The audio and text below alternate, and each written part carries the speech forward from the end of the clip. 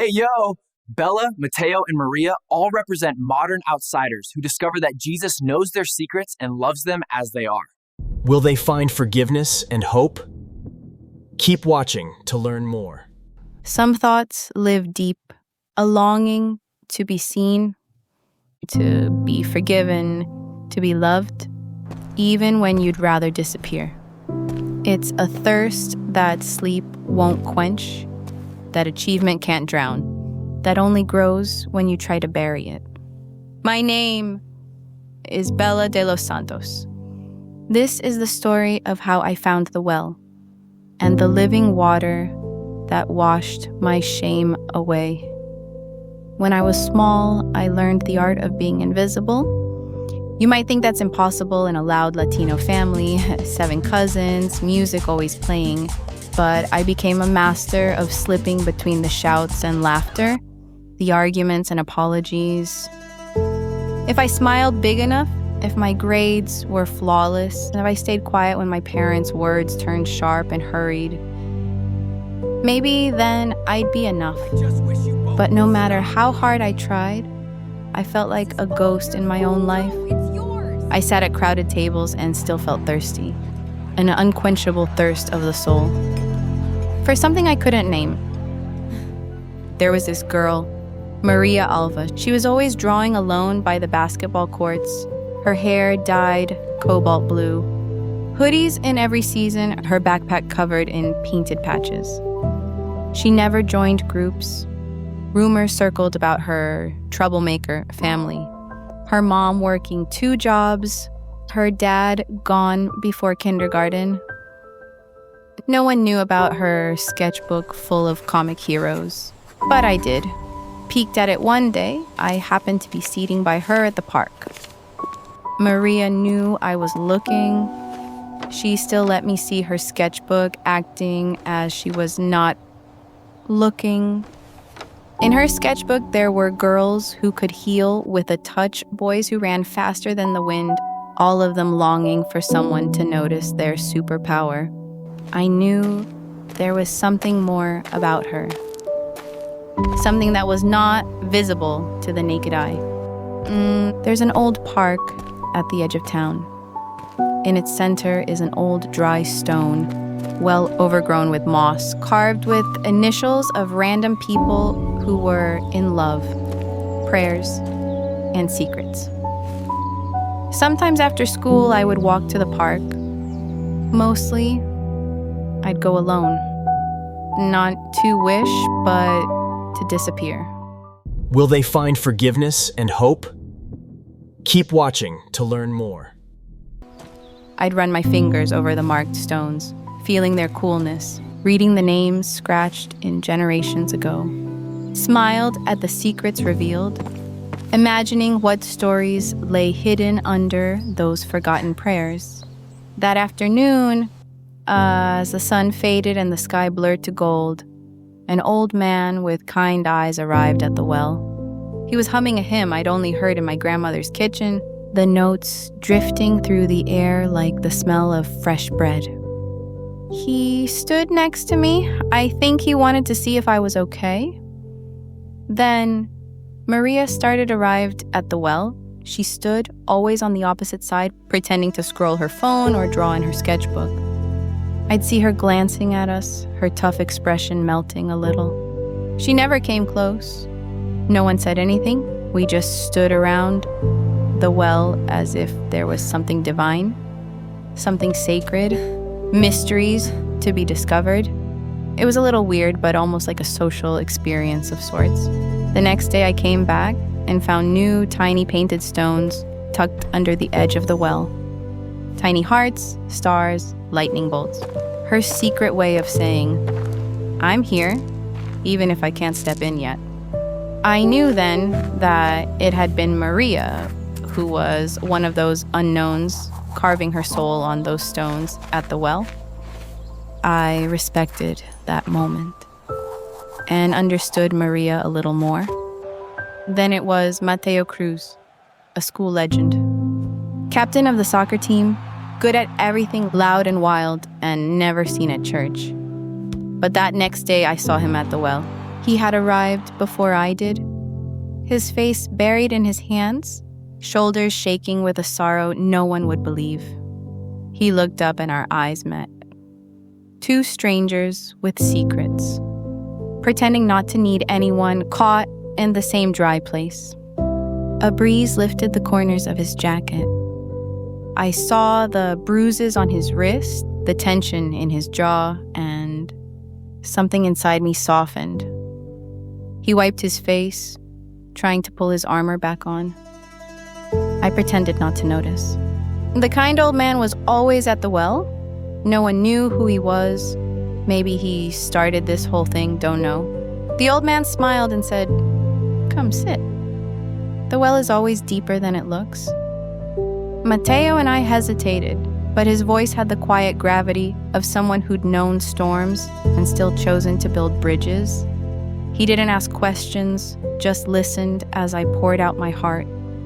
The fights at home, the pressure at school, the feeling that God kept his distance. "Everyone is thirsty," he said softly, "but not everyone knows what for." He pulled out a worn Bible and read, "Whoever drinks the water I give them will never thirst." John 4:14. I almost laughed, but instead, tears slid down my cheeks. Maria arrived, stood at the distance from the well, but close enough.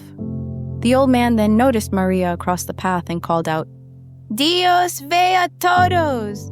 God sees everyone and even the quiet ones. Maria looked startled, then offered the tiniest smile, her hand hovering above her sketchbook, as if she wanted to capture the scene and keep it forever. Maria walked toward us and stood by the well. It was such a hot day. A twig snapped. Mateo was still there, his eyes red, his mask gone. He said, "My dad's in jail. I tell everyone he moved away for work, but every day I'm afraid people will find out who I really am." He looked at the well, then at me, then at the old man. "I just want to stop pretending." The old man nodded. "We all stand at the well someday. We all bring something heavy." Mateo looked like he might break, but instead he just sat beside me, shoulder to shoulder, saying nothing more for a long while. Maria caught my eye and for the first time spoke to me. "You ever draw comics? I draw people finding their power. Maybe you should be in one." "Girl who makes the well fill up again," I laughed. "Only if you'll draw it." She grinned, her face opening like sunlight on stone. The old man's story spilled out. Once, there was a woman who came to the well at noon, ashamed, judged, avoiding everyone. But Jesus saw her. He spoke with kindness, knew her whole story, and called her beloved. "She left her jar behind," he said, "because she finally found what she was looking for." You could hear our voices echoing inside the well. Then the water started to fill up. I saw my own reflection in the dark water and wondered what it would feel like to be known, really known, and still loved. The old man said something at about streams in the desert. Interesting verse at a time when I felt the shadows growing in my life. For a moment, I felt like God's echoes were louder than my shame, reminding me I was not alone, accepted, loved. Mateo and Maria were both deep in thought. I think they were feeling the same as I. We three knelt by the stone well. The old man stood and extended his hands over us in prayer. For the first time, I prayed with all my questions, not just the ones that sounded right. I prayed, "God, help me overcome the shame." Mateo prayed, "God, help me tell the truth. Help me believe I'm more than my parents' mistakes." Maria prayed, "God, help me love myself. Give me strength."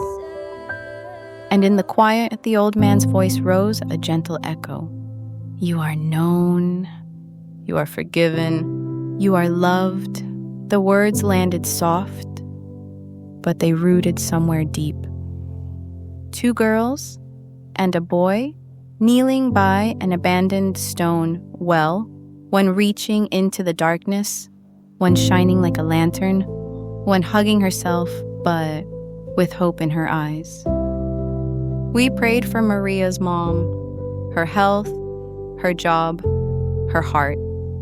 Weeks later, news spread at school that Mateo's father might come home for parole. Rumors flew. Some kids whispered behind his back. Mateo kept showing up, kept telling the truth, one day at a time. He started helping Coach Alvarez with the younger soccer kids, offering rides, buying snacks, being the big brother he had always wished for. Slowly, people saw the real Mateo. Messy, generous, brave. Oh, so brave. We went back to the park at the edge of the town every day. When we arrived, the old man was always there. Odd, but we did not mind. He was kind. The sun breaking through the clouds. I felt something shift inside, as if the well inside my heart was no longer empty, as if God himself had seen me and wanted me anyway. Mateo handed me a little stone, etched with the word hope. The old man pressed a small folded piece of paper into my hand. On it, a handwritten prayer. Lord, let me see myself through your eyes, not through my fears. Maria brought a handful of painted stones, each with a Bible verse or word of encouragement. She tucked them into the cracks of the well, offering silent prayers for kids she'd never meet. She showed us her sketchbook. Now, there were more faces. Mateo, me, the random old kind man at the well. No one knew who he was. And a figure in the background that looked suspiciously like herself, finally stepping into the light. On Monday, Mateo stood up in front of the soccer team and told the truth. He said, I've been hiding who I am, but I don't want to live in fear anymore. Some people laughed. Some looked away. But a few teammates came and hugged him after, and the coach said, real strength is honesty. I saw shy, gentle Maria slip a note into Mateo's backpack. Proud of you. Even the boys who once teased him began asking questions. Coming to the well after practice, curious and thirsty. Maria joined us too, her hoodie replaced by a paint-splattered t-shirt. She began drawing little well stories for classmates, tiny comics of hope slipped into lockers and backpacks. Mrs. Ayala, the school counselor, noticed a change in me. She started a prayer group in the art room. Small at first, just Mateo, Maria, and me. Every Wednesday, we met, shared scriptures, prayed for families, wrote prayers on slips of paper, and dropped them in a jar. Our well of hope. Word spread. By October, the jar overflowed. Maria would sketch each group member as a different hero of hope. More and more students started writing their own truths. Notes dropped in the well's secrets released prayers for courage. I led a Bible study at the park, under the old tree by the well. We read about the woman who left her jar, about living water, about Jesus seeing us as we are. Some kids who'd never set foot in a church came, drawn by the promise of being seen, not judged. Mateo sometimes shared his story. Maria read a psalm. I brought brownies and told terrible jokes. And every week, the well was a little less dry. At home, I finally told my parents how I felt. Scared, tired of hiding. We all cried. My dad apologized for not seeing me. My mom started joining me in prayer, slowly letting the silence between us become a place of healing. When Mateo's father came home, the whole town held its breath. It wasn't easy. There were angry words, slammed doors, nights when Mateo slept at his grandmother's house. But he kept going to the well, kept sharing his truth.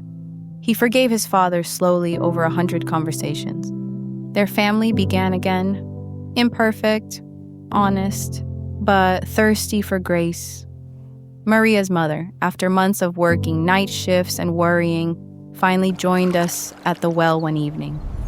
Maria placed a new stone for her mother, a tiny heart with the words, "You are seen." Her mom wiped her eyes and whispered, "You remind me what I've forgotten. God sees us, even here."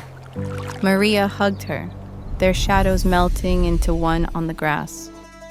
One evening, as I was leaving the well, I saw the old man again. He was humming the same hymn. He winked and said, "Keep the water flowing, Bella. You never know who's thirsty." He handed me a small blue stone, etched with a cross. I keep it in my pocket, a reminder that God's love shows up in the most unlikely places. As winter turned to spring, the well became a meeting place for the invisible kids, the shy, the overlooked, the ones with burdens too heavy for words. We'd pray, share stories, sometimes just sit together in silence. It became a living picture of Jesus and the woman at the well. No one judged, everyone welcome, everyone seen. Maria's comic stories became a regular gift. Kids who never spoke to her before now said hi in the hallways. Now, when I go to the well, I listen for the echo of that hymn and the old man's kindness, the truth that set me free, leaving a new stone for someone else to find. Even Mrs. Ayala comes by, leaving slips of paper with prayers for her own family. It was the miracle of the well. If you've ever felt unseen, unforgivable, or afraid your truth will make you unlovable, come to the well. He already knows you. He loves you. He has living water for your heart. If this story blessed you, subscribe. Leave a stone of hope for the next thirsty soul.